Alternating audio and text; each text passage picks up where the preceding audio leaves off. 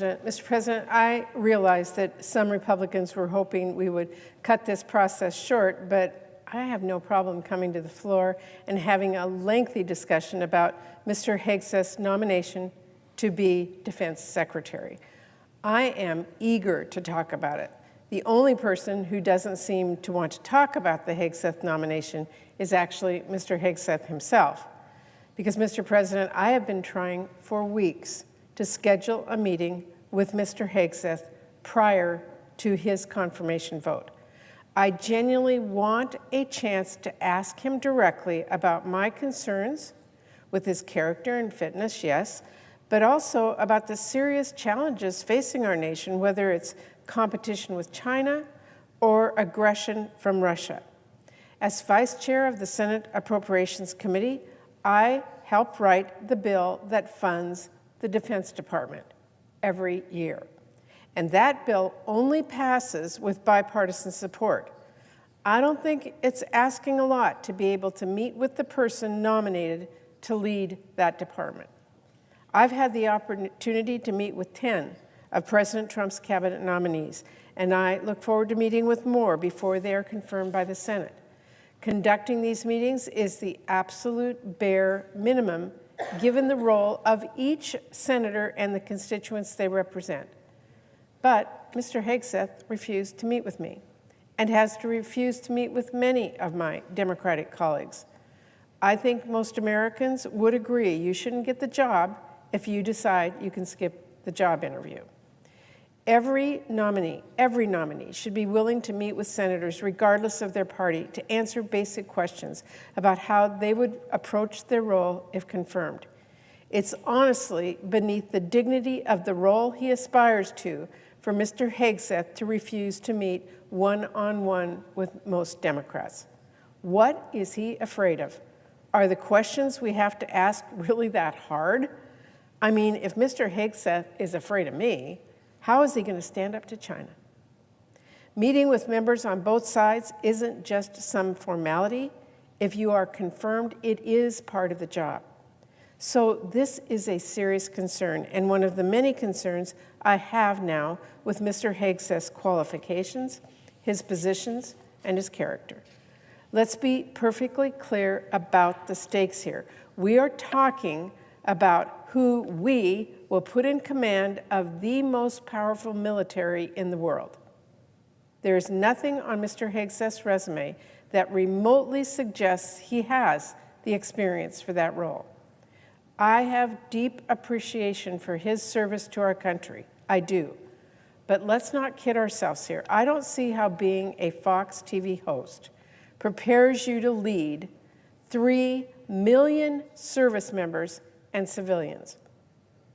I don't see how bankrupting a veterans nonprofit through wasteful spending qualifies you to manage a budget of nearly $900 billion. Moreover, we really truly have no sense of what his understanding of military policy is or what his strategic priorities would be. Now, thanks to Senator Duckworth, we know he is someone who can't name a single country in ASEAN. I mean, that ignorance is alarming. Senators only had 7 minutes during his confirmation hearing to ask questions.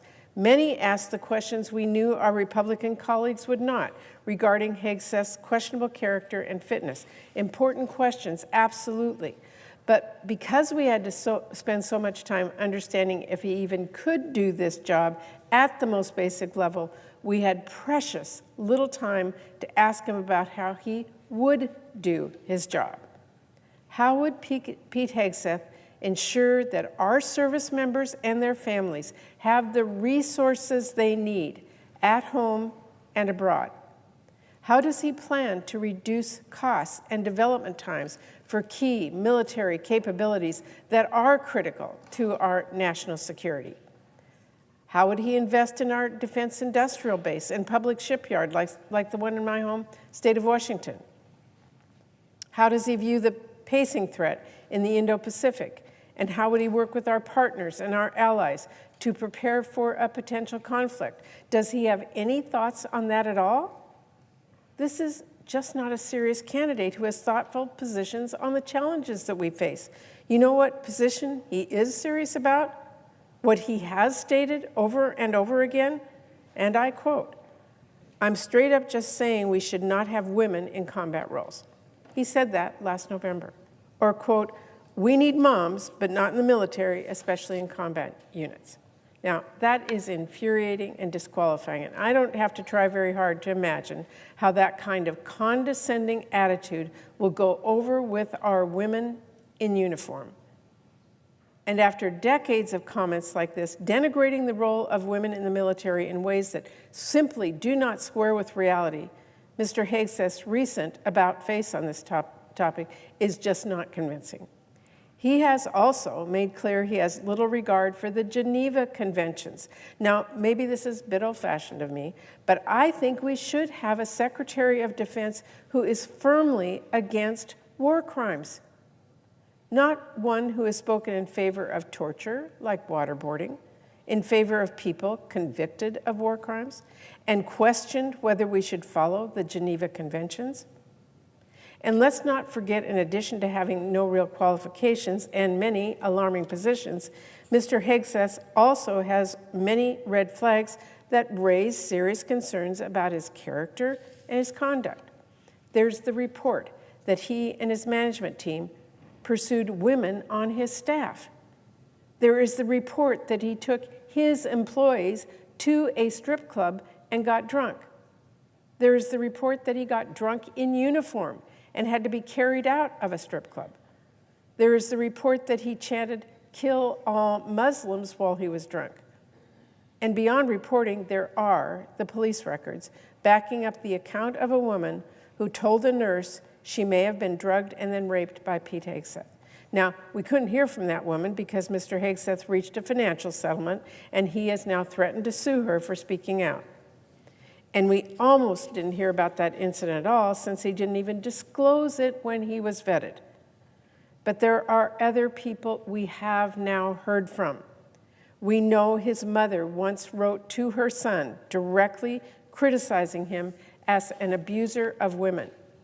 We know his former sister-in-law, in a signed affidavit, has shared she saw Mr. Hegseth drink to excess and understood his ex-wife feared for her safety with him.